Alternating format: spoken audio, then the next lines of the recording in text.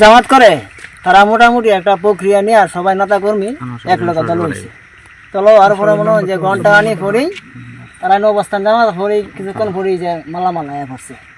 কি মালামাল? কি মালামাল আসছে? এই যে মালামাল আছে, কম্বল আসছে, মাফলার আসছে। কম্বল কিসের জন্য আনছে তারা? আসছে তারা বিতরণ করব। বিতরণ কি করছে কেউ কাছে? আপনার কাছে এরকম কোনো ই হইছে কেউ? বিতরণ করছে যে এই যে মাল আইছে আবার মাত্র মনে হয় যে আমরা বেটো দিছি।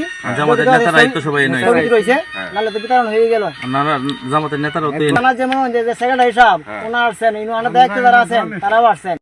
তা আপনি কি মানে জামাতের কোনো দলীয় পদবি বলতে আপনি নির্বাচনী সেক্রেটারি হিসেবে আছেন এরকমই? গ্রামের ওয়ার্ডের নির্বাচন সেক্রেটারি হিসেবে দায়িত্ব দিচ্ছে আমাদের, যে নির্বাচন উপলক্ষে আপনার সেক্রেটারি থাকবেন। এই কম্বলগুলা যে আইছে এটা কি মানে দলীয় ভাবে কি বিতরণ করার জন্য? না, দলীয় ভাবে বিতরণ করার কথা বলে নাই, আমি প্রশ্ন করছি নিজের স্বার্থে দিলেও এবং আপনি যদি এটা অন্য মানুষের স্বার্থে আমি কাজটা করেছি, এবং আমি এখানে যাদের সাথে কথা বলেছি, আপনি দুজনের সাথে কথা বলতে পারেন, আমি এসে বলেছি যে আমাদের দলীয় টোটাল মানে সামাজিক কাজ অথবা কম্বল বিতরণ শীত বছর ভিতরে বছর স্থগিত করা হয়েছে। দলের সিদ্ধান্ত মোতাবেক আমরা এই কাজটা করতে পারবো না। আমি আমার ব্যক্তিগত উদ্যোগে আমার যতটুকু সামর্থ্য আছি আমি প্রতি বছর আপনাদের কাছে আসছি, যেই মানুষগুলো এটা প্রাপ্য পাওনাদার তাদের হাতে তুলে দিবে, এটা বলে জাস্ট আমি চলে যাবো। এই কথাটা বলতে বলতেই ঘটনা ঘটে গেছে। আর এখানে যে ওই আমাদের বাসির ভাই আছেন উপজেলা জামাতের সাধারণ সম্পাদক, ওনারা যদি ওনাদের দলের আসলে যখন মানে ধরা হয় তখন তো কেউ স্বীকার করে না, দলীয় যদি বিষয় যদি না হয়, ওনাদের দলের পক্ষ থেকে যদি এটা বিতরণ করা না হয়, সেক্ষেত্রে উনি আসছেন, ও আসছে, আরও কিন্তু জামাতের অনেকেই ছিল। এবং এখানে আমাদের লোকাল কিছু সাধারণ পাবলিক আছে, ওনাদেরকে বলছে আমরা জামাত করি, আমরা এখানে কম্বল বিতরণ করবো, তোরার কি করার আছে, এগুলোও কিন্তু ভালো হয়েছে। আপনাকে আমি 5,000 টাকা জরিমানা করছি, এবং আপনার যে বিতরণকৃত কম্বল, সেই কম্বলগুলো সরকারের পক্ষে আমি বাজেয়াপ্ত ঘোষণা করছি এবং এগুলো জব্দ ঘোষণা করছি।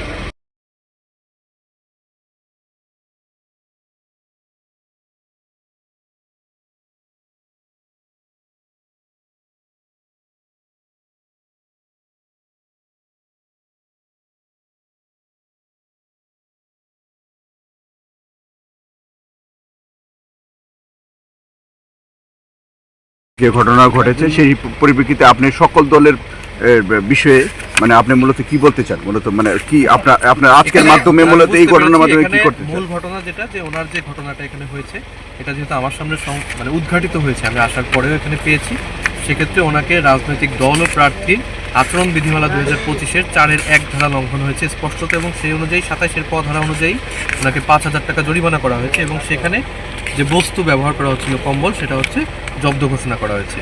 এবং এছাড়াও আরও কিছু বক্তব্য আমি অন্যদের থেকে পেয়েছি যে হচ্ছে বিভিন্ন সময় আচরণবিধি লঙ্ঘিত হচ্ছে, কিন্তু সেগুলো আমার সামনে সংগঠিত বা উদ্ঘাটিত না হয় সবগুলো আমার পক্ষে ব্যবস্থা নেওয়া সম্ভব হয়নি।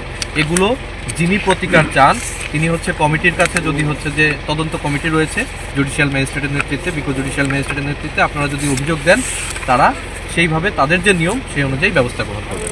ধন্যবাদ।